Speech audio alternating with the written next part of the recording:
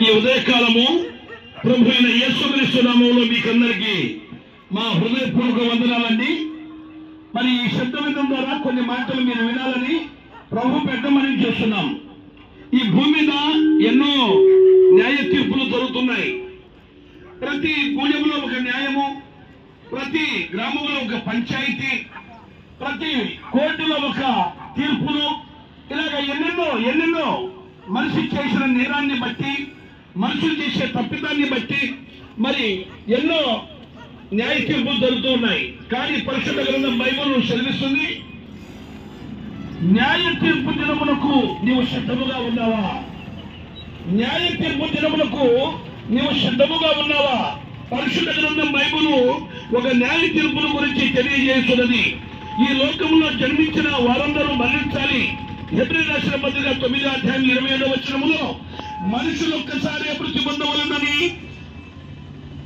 మనుషులందరూ ఒక్కసారి మృతి పొందవలెనని అని ఉన్నది. ఆ మరణం అనే మాట యొక్క అర్థము ఏర్పుట, మరణము, ఏర్పడుట, మరణము రెండు విధములుగా ఉన్నవి. మొదటిది ఆత్మీయ మరణం, దాని వలన ఒకడు దేవుని నుండి ఏర్పరచబడెను. ఆత్మీయ మరణానికి కారణం ఆజ్ఞాతిక్రమమే పాపము. రెండవదిగా శరీర మరణము, అనగా శరీరము నుండి ఆత్మ వేర్పడుట. ఇది పాపము యొక్క ప్రభావం వలన వచ్చే శాపము. ఆదికాండము 3వ అధ్యాయం 19వ వచనములో మానవులందరూ పాపము కనుక మరణానికి ఆత్మీయం మరియు శారీరక లోనైన వారు రోమీ రాసిన పత్రిక 3వ అధ్యాయం 6వ అధ్యాయం 23వ వచనంలో ఈ స్థితిలో ఉన్న వారందరూ మరణాంతరము పునరుత్థానము కావాలని ఇది మనకు పరిచయము లేకపోవచ్చు. కానీ పరిశుద్ధ గ్రంథం బైబిల్ తెలియజేస్తున్నది, పాపం వల్ల వచ్చు జీతం మరణాంతరము జరిగే న్యాయ తీర్పులకు సిద్ధముగా ఉన్న మానవులకు మరి ప్రభు చెల్లిస్తున్నాడు. పాపం యొక్క భయంకర స్థితి నుండి రక్షితులకు అత్యవసర పరిస్థితి యందు నీతిగల దేవుడు యేసుక్రీస్తు ప్రభు ఒక్కడే మనకు కారకుడై ఉన్నాడు.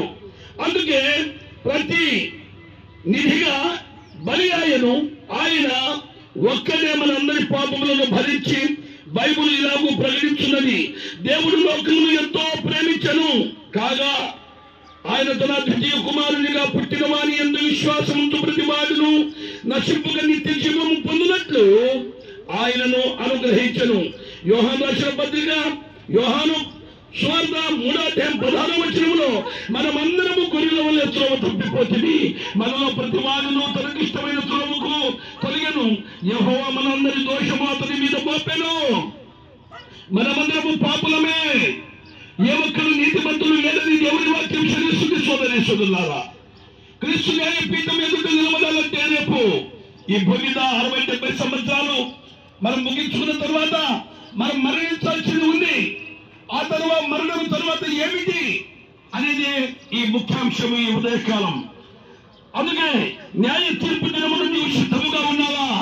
అందుకే పరలోకం నుండి ప్రభు అయిన యేసుక్రీస్తు ఈ భూమికి 33.5 సంవత్సరాలు జీవించి పాపంలో ఉన్న మనందరి కొరకు ఆయన పాపాన్ని తీసివేయడానికి పాపమనే మరి శిలువ మీద మోశాడు.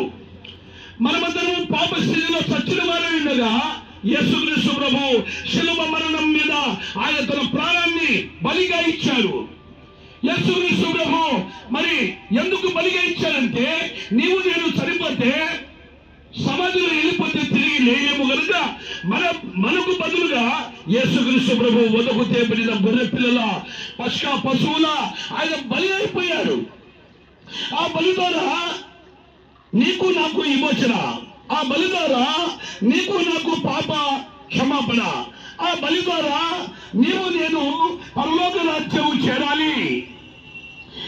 800 కోట్ల ప్రజలుగా ఉండి కాశ్మీర్ నుంచి కన్యాకుమారి వరకు, అమెరికా నుండి అలాస్కా వరకు ఏ దేశ నివాసి అయినా ఏ మనిషి అయినా మరి వచ్చి ఊపిరి గెలవాలి. ఆ ఊపిరిని ఆత్మ బయటికి వెళ్ళిపోతే మానవుడు మరి ఏ స్థితిలో వెళ్ళిపోతాడు, భయంకరమైన అగ్నిగుండానికి జారిపోతున్నాడు. అక్కడ అగ్ని ఆనందం పురుగు చావదు. ఎందుకనగా మానవుడు చేసిన ప్రతి తప్పిదములకు దేవుడు తీర్పు తీర్చి పాతాళం అగ్నిగుండానికి పంపిస్తున్నాడు. ఈ భూమి మీద మనమే ఒక తప్పు చేస్తే మన సత్యమే మనకు వదలదు సుమా. ఎమ్మడే పోలీసులు వస్తారు, అరెస్ట్ చేసుకొని మరి రిమాండ్లో పెట్టి కేసు ఫైల్ చేసి ఎఫ్ఐఆర్ చేసి చక్కగా జైలుకు పంపిస్తారు. అక్కడ 14 ఏళ్ళ 15 ఏళ్ళ యావజ్జీవ కారాగార శిక్షణ ఇలాగా చేసిన ప్రతి నేరాన్ని బట్టి ఒక్కొక్క తీర్పు ఇస్తారు.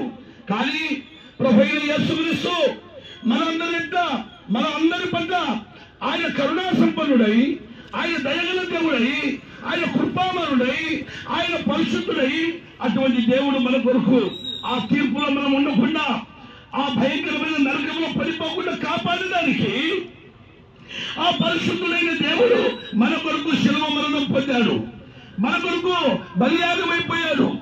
యేసుక్రీస్తు ప్రభు అంతటి గొప్ప దేవుడు సామాన్యమైన మానవుడిగా ఈ భూమికి వచ్చి తన యవ్వన రక్తాన్ని చిందించి ఆయన మనుషులను అందరినీ పరలోక రాజ్యం చేర్చడానికి ప్రభు అయిన యేసుక్రీస్తు వచ్చేశాడు.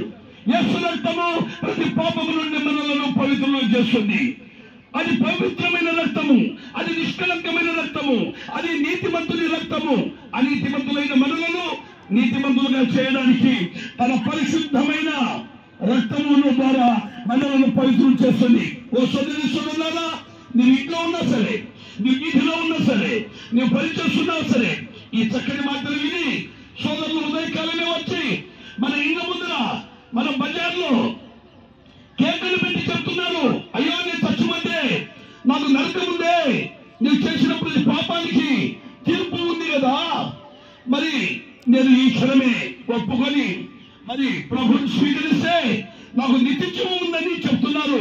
అందుకే హెబ్రీ రాసిన పత్రిక 10వ అధ్యాయం 9వ వచనంలో యేసుక్రీస్తు ప్రభువుని నీ నోటితో ఒప్పుకుంటే నీ పాపాలు క్షమించమని పరలోక రాజ్యము ఉందని దేవుని వాక్యం చెల్లిస్తుంది. మరి అపొస్తలుల కార్యములు కూడా యేసుక్రీస్తు ప్రభువుని నీవు నమ్మితే రక్షణ పొందితే అప్పుడు నీవును నీ ఇంటి వారు రక్షణ పొందుతారు. ఇదే అనుకూల సమయం, ఇదే మిక్కిలి తరుణం. ఆలోచించిన ఆశాభంగం, మంచి తరుణం మించిన దొరకదు. ఎందుకంటే రేపేమి సంభవించుదో మీకు తెలియదు. ఇంతలోనే కనబడి అంతలోనే మాయమైపోవు ఆవిరి వంటి వారే. సోదరి సోదరులారా, ఆలోచించండి. కేకులు పెట్టి చెప్తున్నాం, రేపు కేకులు పెట్టాల్సిన సమయం ఉంది అగ్నిగుండంలో. అయ్యో పాపం చేశానే, ఇక్కడ యుగ యుగాలు కాలిపోతున్నానే అని బాధపడాల్సిన సమయం వస్తుంది.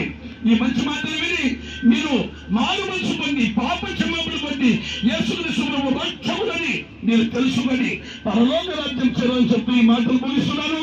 మా సోదరులతో కరిపత్రాలు ఇస్తున్నారు, చక్కని బైబిల్ ఇస్తున్నారు. అవి చదవండి, మార్పు చెందండి, మారు మనసు పొందండి, మరి పరలోక రాజ్యం సొంతం చేసుకోండి. మీ కొరకు ప్రార్థన.